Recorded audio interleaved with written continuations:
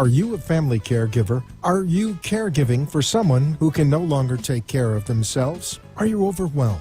This is Caregiver Solutions Info with Marcia Teal. Marcia will be hosting an hour of true stories and information, tips and updates of the latest research and necessary information in the caregiving field, focusing on you, the family caregiver. An Alzheimer's disease and dementia care expert, Marcia has 15 years of hands-on experience at Arden Courts, a leader in assisted living dementia communities here in the U.S. Marcia covers everything you need to know as a family caregiver, especially if you care for a loved one with Alzheimer's disease or other related dementia or chronic illness. If you have a friend or relative that is also a family caregiver, call them now. They won't want to miss a minute. And let them know they can watch on caregiversolutions.info. And they can listen on WNN 1470 AM in South Florida or nationally on the iHeartRadio app. Now, sit back, relax, and learn from our host, Marcia Teal, as she brings information to you that may just be the caregiving solution you need. Good evening and welcome to Caregiver Solutions Info Show. I'm your host, Marcia Teal, and I'm glad that you could join us this evening. We are continuing and expanding on National Caregiving Month.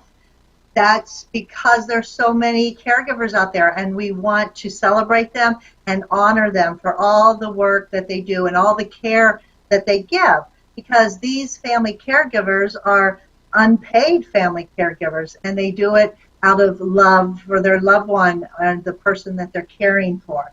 As a matter of fact, according to the latest statistics by the Alzheimer's Association, there are so many caregivers being born, so to speak, every day, because there's so many cases of Alzheimer's disease coming along, every few seconds. It's staggering, actually, to know that the Alzheimer's disease is the 6th leading cause of death in the United States. And that being said, there is 5.8 million caregivers in the United States taking care of people with Alzheimer's. And by the year 2050, there's going to be 14 million people in the United States that are suffering from Alzheimer's or some other related dementia. So we want to celebrate and share stories of caregivers so other caregivers can learn, because sometimes the best way to learn is by sharing our stories. And by sharing our stories, people understand that they're not alone, that someone else is going down that same path and somebody else is walking in your shoes. And I think it's fair to say that caregivers in general experience a lot of the same type of feelings, although every situation is different. But caregivers go through the same kind of feelings as their caregiving journey, goes along. But every situation is different depending upon a lot of factors, of course. So I think by sharing our stories, by having a conversation, people can learn lessons, they can pick up tips, they can realize that they have others that can be there to support them and people that they can connect to. So the stories connect us. The stories show us that we have hope. And that's really, really important, because in this COVID time that we're having now, we want to keep hope with all the caregivers out there. If we don't have hope, we don't have much. And so, again, welcome to the show. We're going to be talking to a family caregiver. She's a daughter. Her mother has dementia, and she's going to talk about that today. And she's going to share her story of how her journey began. And so joining me today is Celia Henry, and I want to welcome you to the show. Hi, Celia. Hi. It's nice to be here. Well, glad that you are here to share your story. We are sharing our stories, and you agreed to share your story. And why? Why did you agree to talk about your story today? Well, I think it's because what I find is there are so many people, as you just said, facing this issue. I mean, obviously I'm kind of at the age, I'm at the generation where, you know, I'm in my early 60s, so there's so many of us that are facing the difficult decisions that we have to make regarding our aging parents, and particularly our parents that have been diagnosed with some type of dementia, Alzheimer's. And so I felt like, hey, if I can help anyone, that's great, because it's a tough road. It's hard, and we all need support. We all need to feel, okay, yeah, there's somebody else out there that has experienced that, and I know there's just so many. So, and I have been able to form a community with other daughters, sons of moms and dads that are having dementia, and that's been so important for me. Well, I'm glad that you're here to share your story tonight. And so you have a mom who has dementia. So I kind of want to go to the beginning of your story and see how your journey began. The question is, when did you start seeing signs that something wasn't quite right with mom, where things were off, where you started questioning something? So if you can go back to that beginning and share that with us, that would be great. Sure. My mom was a very organized, together woman. And so the first indicators for us, and I have 3 siblings, so there's 4 of us all together. The first indicators were her inability to accomplish tasks. Even, you know, she was an amazing cook. She would throw huge dinner parties. And you could see little by little she was struggling just to put on a dinner for our family. And that, you know, she could do that at the drop of a hat. So the organizational skills, she couldn't get her checkbook, couldn't pay her bills. Sit down, pay her bills, and organizationally. That was one of the first indicators that things were slipping. And then, unfortunately, she began to progress to some, what we were told was sundowning, you know, where she would start to get very restless in the evenings, very forgetful. And then for my mom, and this is obviously not true for everyone, she began to have some hallucinations, really. She thought that there were people in the house. She was calling the police. And at this time, she was living alone. And so we knew, okay, we've got to do something here. Yeah, some of that's pretty scary, right? To think that very scary for the family. And so when all of this was happening, did all of your siblings get together and talk about what was going on? And if they did, what were they saying? Yes, we did all get together and just started brainstorming, you know, okay, what are the options at this point? My mom and my sister in particular went and visited a few places and just, you know, tried to get some ideas. We looked into, you know, having caregivers come into the home. And my mom did not want to do that. She was very adamant, you know, because she didn't realize the extent of her need. We began to think about, you know, could she live with any of the siblings, you know, any of the 4 kids? And if so, you know, how would we do that? So we brainstormed a lot of things, trying to figure out what would be the best thing for her. And ultimately, you know, I think we were not very wise. I think we didn't realize the extent of her dementia. And we moved her into a senior high-rise that just offered some services, you know, like somebody to check on you once a day. So, and that didn't work too well. Yeah, for a lot of reasons, and we'll talk a little bit more about that. When she first started not being able to function, you know, to be able to pay her bills or to organize the dinner, they call that executive functioning. Did you also notice any memory loss, like more like she was forgetting things? We did. It was not as apparent, partly because my mom is very smart.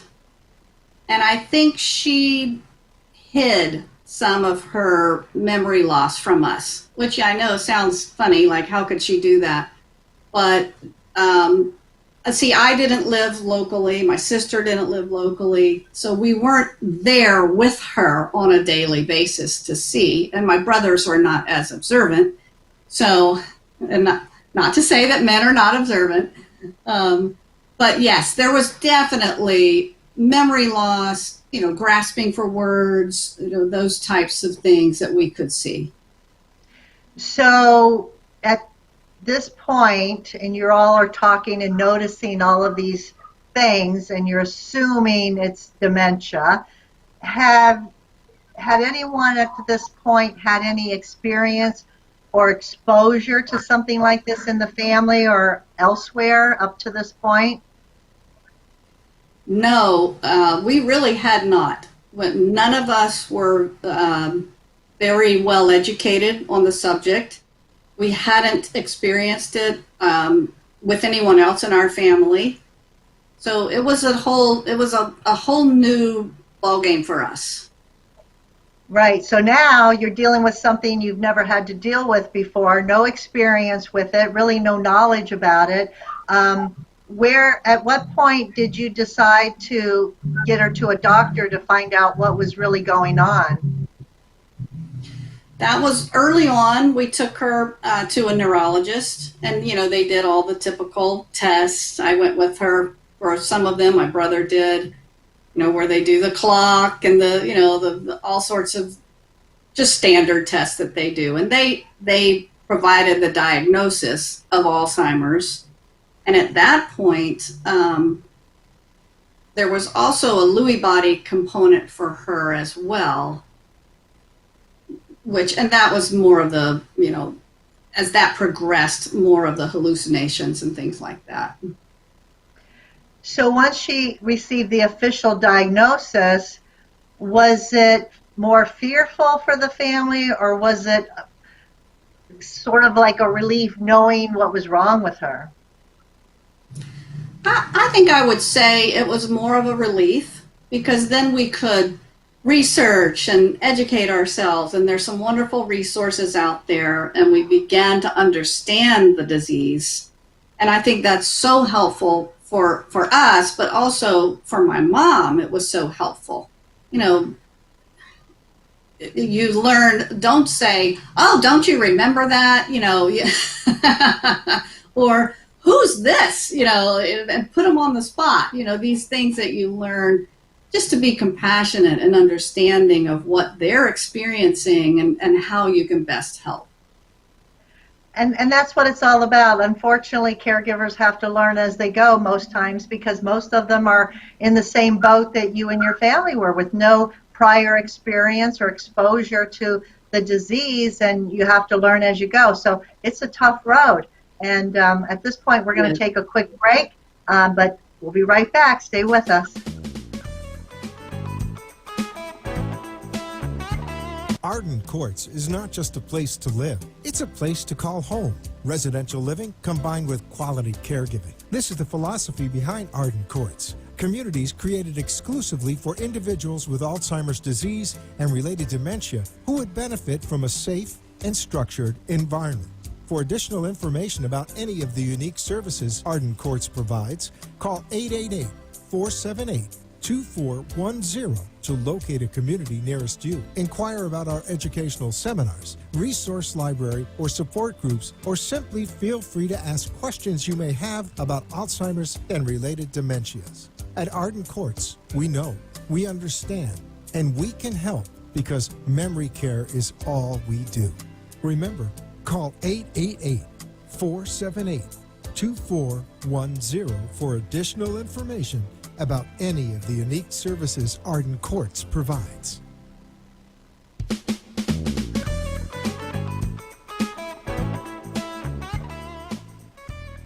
We're back, and we are still celebrating National Caregiver Month and honoring and celebrating the many unpaid family caregivers out there. And joining me today is a caregiver, a family caregiver for her mom. I'm with Celia Henry, and she's sharing her story in the hopes that others can learn from lessons that she learned along the way. So, Celia, thank you for being here. You mentioned that you finally got Mom to a neurologist, and he gave the official diagnosis that Mom had some diagnosis of Alzheimer's with some underlying Lewy body type dementia too. At this point, what was your mom thinking? Did they tell your mom directly to her that she had Alzheimer's? Were you up front? Was the doctor up front? How did your mom feel about the news if she was actually told? We were upfront about it. I think my mom was also largely uneducated about dementia and Alzheimer's, and I don't think she fully grasped the impact of it. But she was afraid. I think that was one of the biggest thing that we experienced with her was that she was fearful, and she would express concern, about her future and say things like, "What's happening to me?" Things like that. And it's so sad and so hard to see that. Yeah, not knowing what's going to happen to you, and you have that diagnosis, and then no one can really say, because we kind of know how it progresses, but everybody walks down that road in a different way. So tell me about your mom before dementia diagnosis. Tell me about her. What was her personality like? I know she could throw dinner parties, so she must have been social, but can you tell me a little bit more about her personality? Yes, my mom was very social. She's like an old line Southern belle.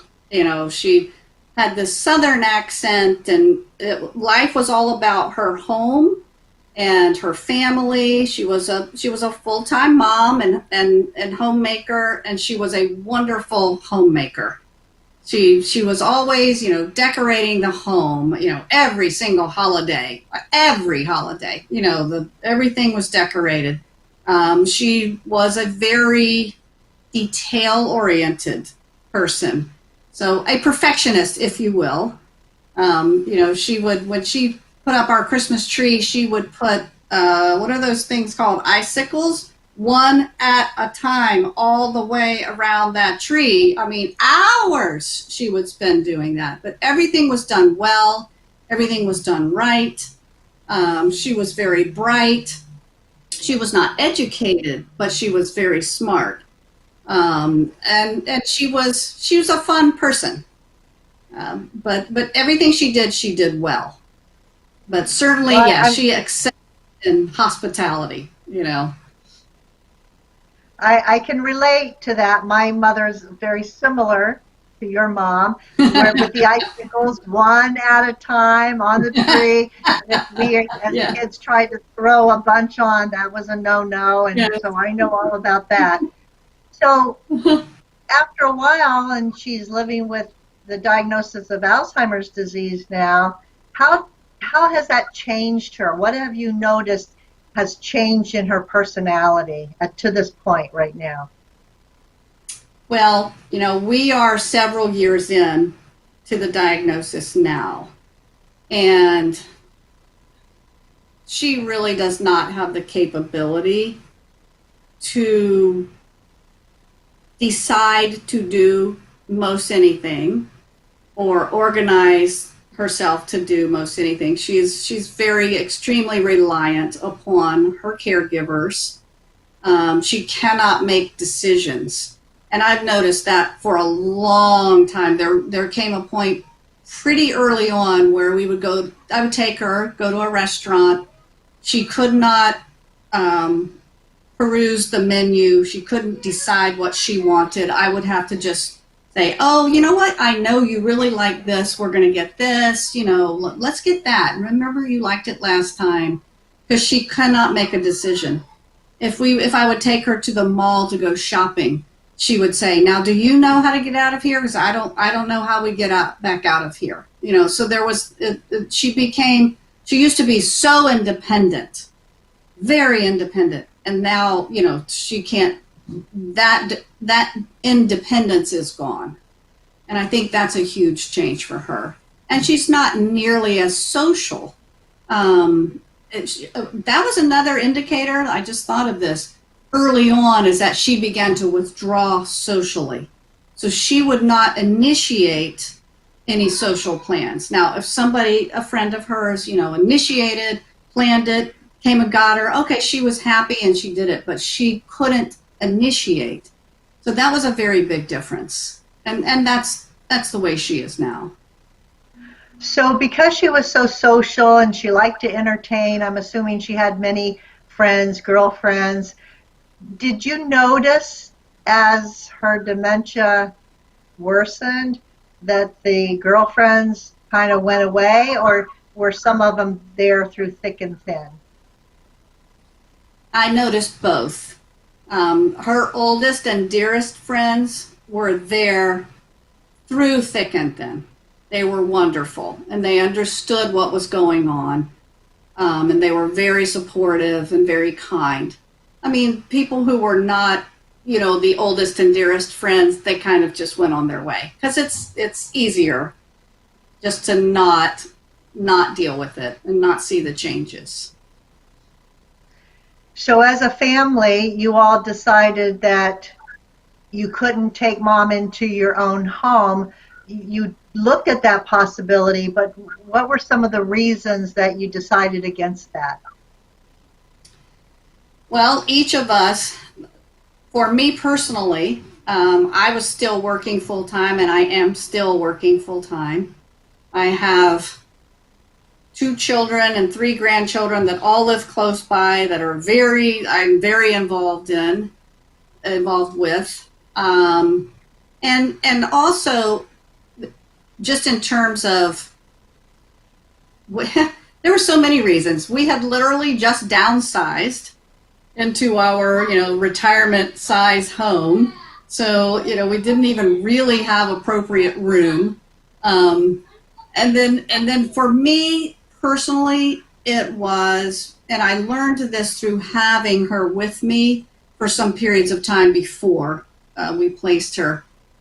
I just couldn't do it. I wasn't cut out for it. It was too stressful for me, and I feel extremely guilty saying that. And at the time, I felt extremely guilty, and I still feel guilty, because you feel like, well, I should be able to do that for my mom. And I know we weighed back and forth of whether to have, obviously we could have care come in and help during the day while we're working. And we weighed all of that, and we looked at a lot of different things. And each of my siblings, my sister was also working full time, and she lived up in Mississippi. So that would have meant, moving my mom very far away, and she would be far away from all the other siblings. And so there were a lot of different things that we looked at.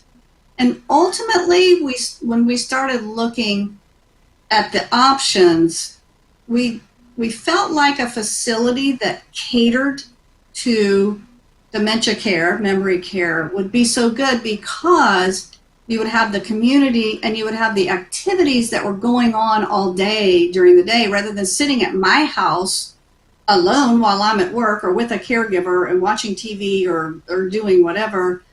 That she could be surrounded by community, and that she could be participating in activities. And we just felt like that was the best thing for her. You mentioned a second ago that you felt that you weren't cut out to be a caregiver. Can you remember something that happened or some circumstances when you came to that realization, or some of the feelings that you were feeling when you were trying to be her caregiver? I think, yeah, because I would have her in my home for some periods of time. I took her on some trips, even after she was getting pretty bad. And it's just, For me personally, it was just so draining because you feel like their need is 24/7. They're so reliant on you. And I think for me, and then, even just in terms of, I don't, I don't want to be inappropriate, but, having accidents, when I took her out to a restaurant and we had an accident, and then having an accident here, and trying to get into the shower and trying to do these different things. And I'm like, oh my goodness, I don't know how to do all this. and just, her anxiety, because that disease it makes them often feel anxious. They're agitated. They're not quite sure what's going on. And for some people, and I think that was true for me, it's kind of catching. And I couldn't separate very well from that. Well, that's true, because when you're the primary caregiver and she stayed with you and spent a great deal of time with you in the beginning, you do feed off of each other. And the person with the dementia kind of feeds off the caregiver, but you just mentioned that you as a caregiver kind of fed off of your mom's anxiety too, because she was, anxious, and you caught on and kind of mirrored her. So it kind of works both ways. And so if you have someone who's anxious or angry or frustrated or any of those other feelings, even sadness, it can affect the other one, especially if you're connected like you are with a mother-daughter bond. It's going to be catching, as you say, and therefore, you are both in it, and it's almost like you all as a unit need another caregiver to take care of both of you almost. Yes, that's exactly right. Yeah. Well, we're going to take a break to thank our sponsor, and when we come back, Celia is going to share more of her journey of some of the decisions, good or bad, that she made along the way to help her mom through her journey with Alzheimer's disease. We'll be right back. Arden Courts is not just a place to live, it's a place to call home. Residential living combined with quality caregiving. This is the philosophy behind Arden Courts. Communities created exclusively for individuals with Alzheimer's disease and related dementia who would benefit from a safe and structured environment. For additional information about any of the unique services Arden Courts provides, call 888-478-2410 to locate a community nearest you. Inquire about our educational seminars, resource library, or support groups, or simply feel free to ask questions you may have about Alzheimer's and related dementias. At Arden Courts, we know, we understand, and we can help because memory care is all we do. Remember, call 888-478-2410 for additional information about any of the unique services Arden Courts provides.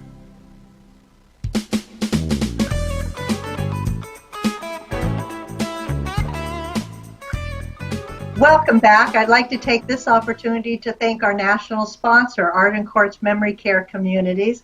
Arden Courts is a leader in memory care because memory care is all they do.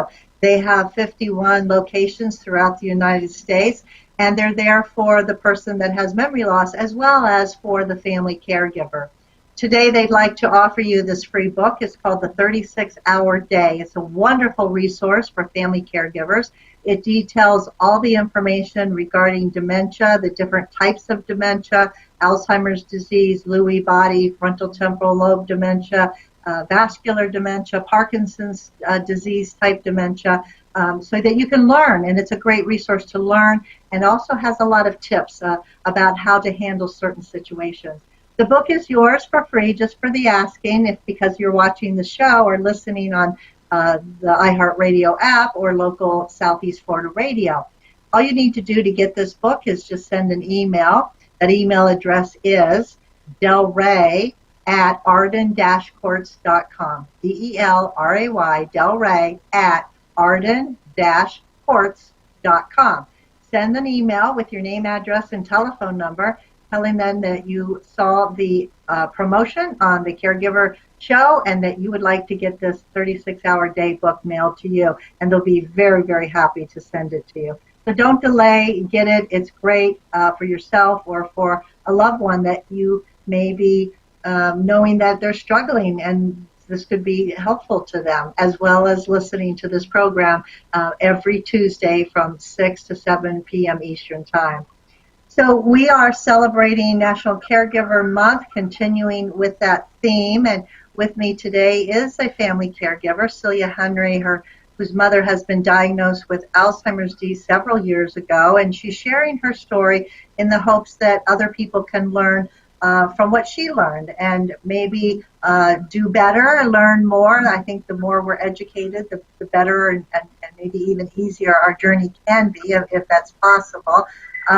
So Celia, thank you again for sharing about your mom. You said before the break at one point that once mom couldn't live by herself and the siblings decided that it was impossible to have her come into their home, you had to make a decision to keep her safe and to give her those social opportunities that she was craving. And you mentioned briefly that one of the first things that you all decided to do was have her go into a high-rise senior type building. Tell me a little bit about that and what happened. Well, there's several reasons that we made that decision. First, my mother was very resistant to going really anywhere, even though she didn't want to have caregivers in her home. So we kind of thought this is sort of a intermediate step, if you will, going from her, beautiful, large home into this high-rise, and this was in Orlando, and it was a very nice place where she had a one-bedroom apartment, and that was a huge shock for her and a huge change for her and a lot for her to adjust to, believe it or not. I mean, because her home was so important to her.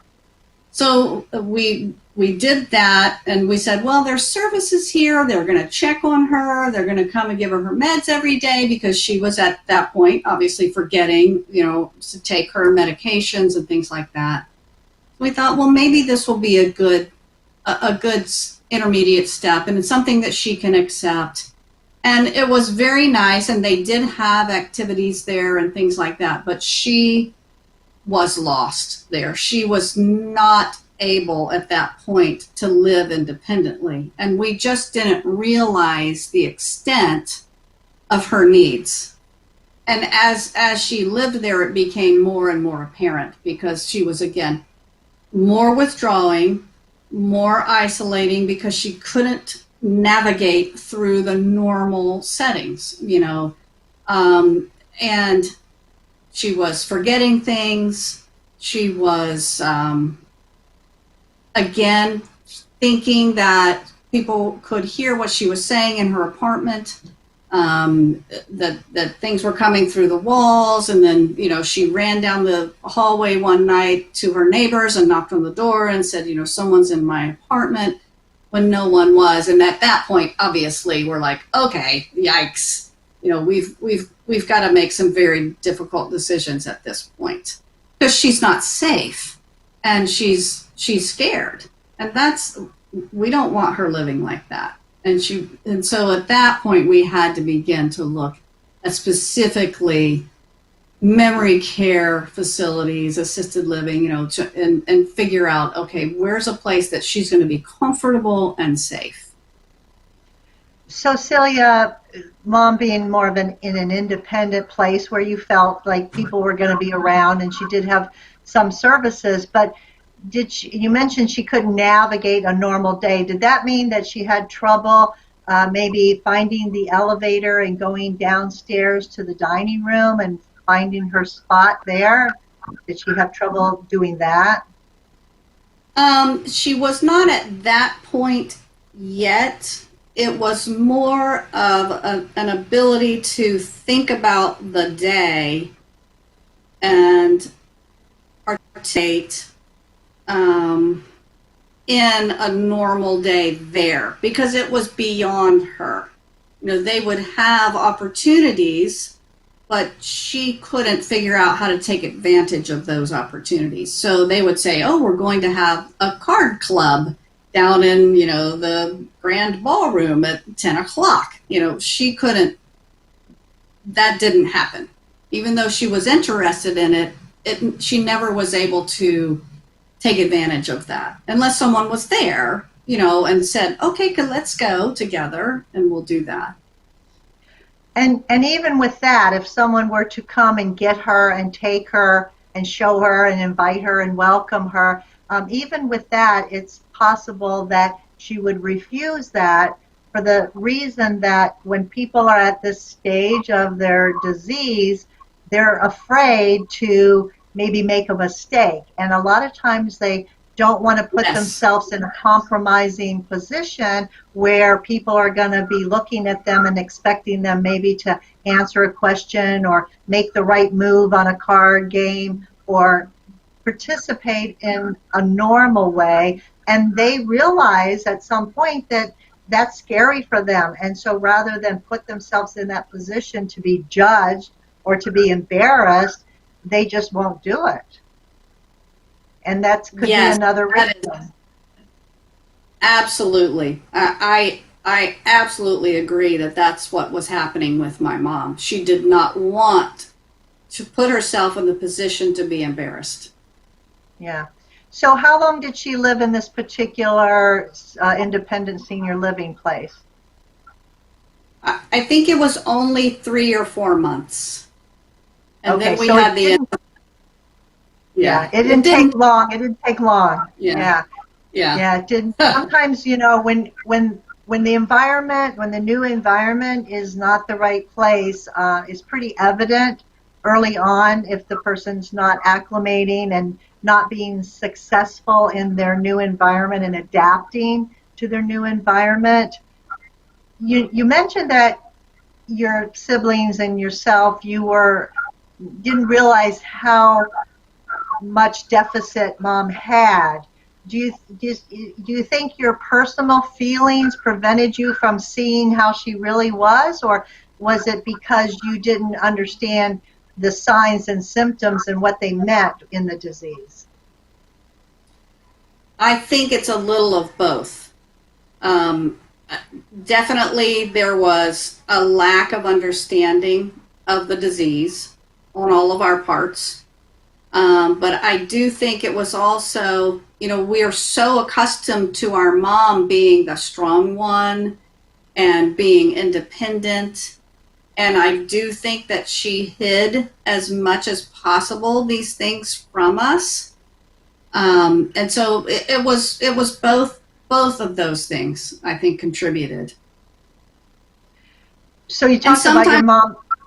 See it. I'm sorry? And sometimes maybe you just don't want to see it. So you don't see it.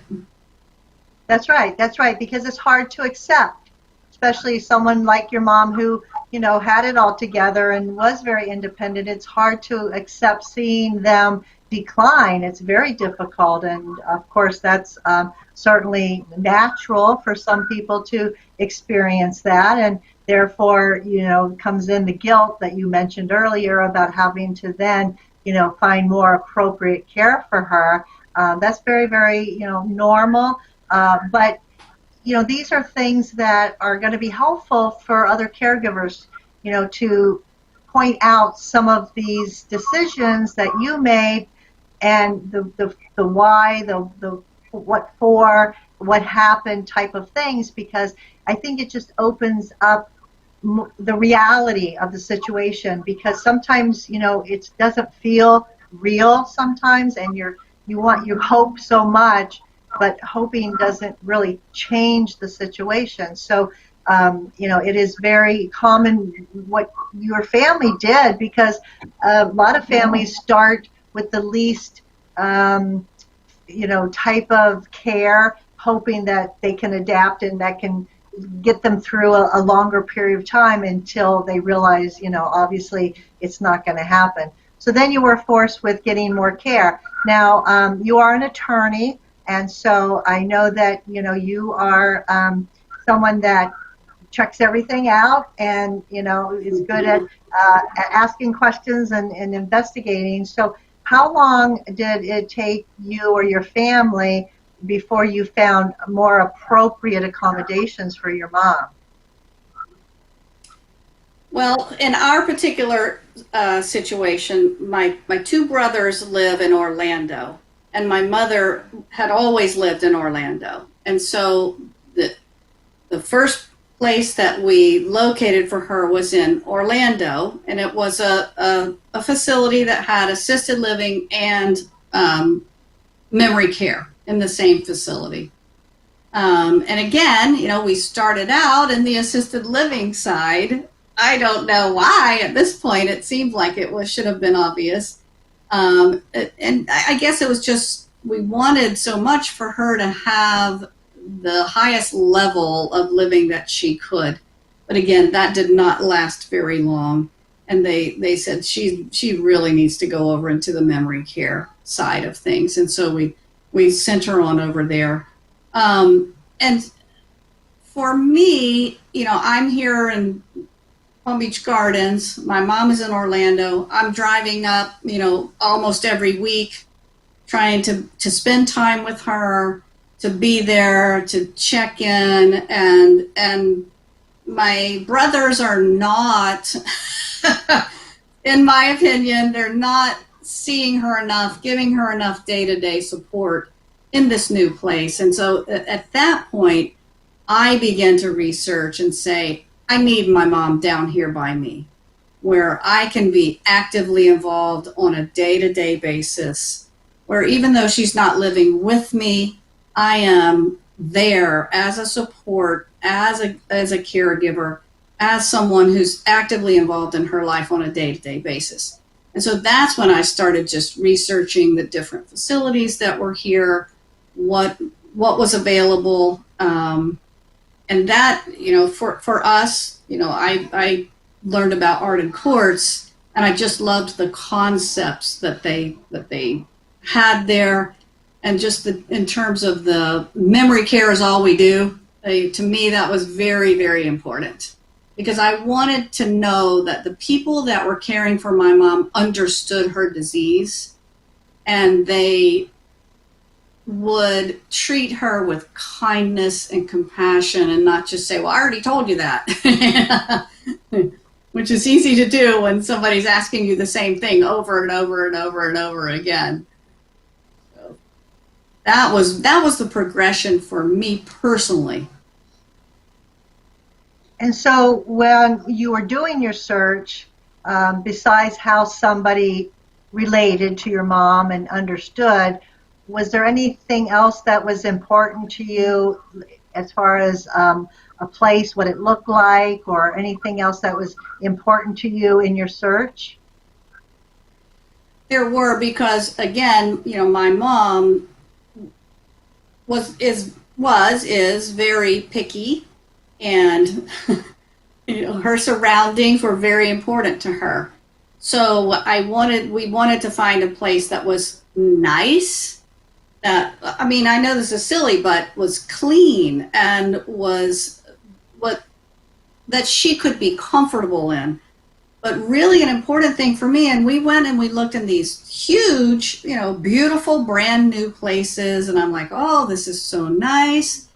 But the reality of that is that my mother would have been lost in a place like that. She would not be able to remember how to get back to her room. And so one of the things that drew me to art and courts was the layout, really, that there's 4 different hallways there. And so you learn your own, this is my hallway, and I have my own living room here, and I have my own dining room here, and I sit at the dining room table with the same people every day. And I know I'm comfortable. I know how to go down this hall, and if I want to, and sit in the living room and watch TV with the other residents, or I can stay in my own room. I mean, those things were very important to me. The the fact that they had activities all day long, things that they could participate in and could at least stimulate their minds as much as possible, to hopefully hang on to as much as you can for as long as you can, to stimulate their mind and have something to do and people to be around and to feel you're part of a community. And to me, that was what drew me there, was the concept of it's like a home. So did it take your mom a long time to completely transition to the new environment? Did she do it easily, or was it harder for her to, at this point, acclimate? I think she did a pretty good job of acclimating fairly quickly. And I don't want to say part of that. Well, I think part of it is that I was able to be in and out of there all the time.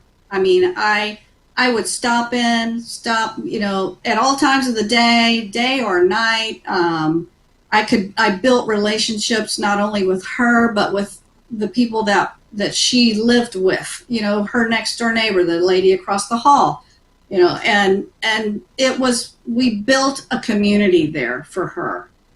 And we were very fortunate that she had a couple of ladies that she got to know well, and they hung out, they would go out of their room together and go down to the activity room together, and they would come back for lunch together. And that was very important because it was relationship.